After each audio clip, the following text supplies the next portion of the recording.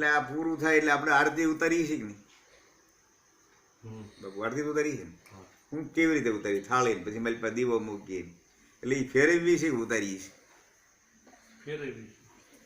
આ તો આપણે ઉતારવાનું કહીએ. આપણે કોઈ આરતી ઉતારી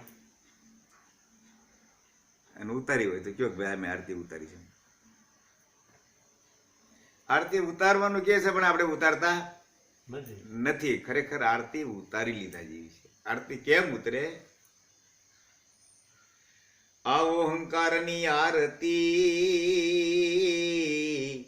એમાં રણુકાર નો રાગ સુગરા હોય સાંભળે એમાં નથી નુગરાનો રે લાગ એ ગગન ગરજે આરતી.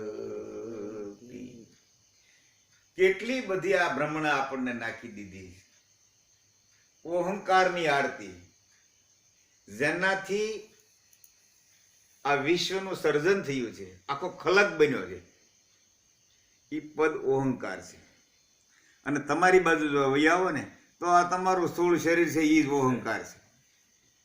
એમ કહેવાય છે કે પ્રાચીન યુગની અંદર માણસની અંદર જ્યારે બુદ્ધિ નહોતી, માણસને જ્યારે મારી નાખતો ત્યારે એક લાકડાનું ડીબું બનાવ્યું ઓમ એવું એની ગળામાં નાખતા. હું કામ કે આ જે રહ્યો ને એ ભગવાન છે કે એને મરાય નહીં. કારણ કે આ સ્થૂળ શરીર સિવાય તમે આ જગતના કર્તાને ઓળખી શકો નહીં.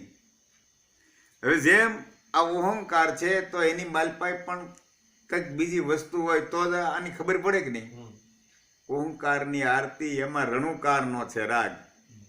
રણુકાર નામ આમાં કંઈક એક અવાજ થઈ રહ્યો છે. અવાજ ન હોય તો ખબર ન પડે. જેમ આપણા ઘરમાં અંધારું હોય ને અંધારામાં એક દીવો પીડ્યો હોય તો દીવાને ગોતવો હોય ફાંફા મારવા પડે કે નહીં? જડે. કારણ કે બુઝાઈ ગયેલો દીવો છે, એ જડે નહીં. પણ જો એમાં જ્યોત પ્રગટ હોય તો જ્યાં દીવો છે ત્યાં જ તમારી નજર જાય કે નહીં? કે બીજા ખૂણામાં ફાંફા મારે ગયા? પણ દીવા વગરની જ્યોત ક્યાં કરો? દીવો હોય તો જ્યોત થાય, અને જ્યોત વગરનો દીવો કોઈ દી દેખાય નહીં. એમ આ ઓહંકાર રૂપી દીવો છે અને એમાં રણુકાર રૂપી આ જ્યોતિ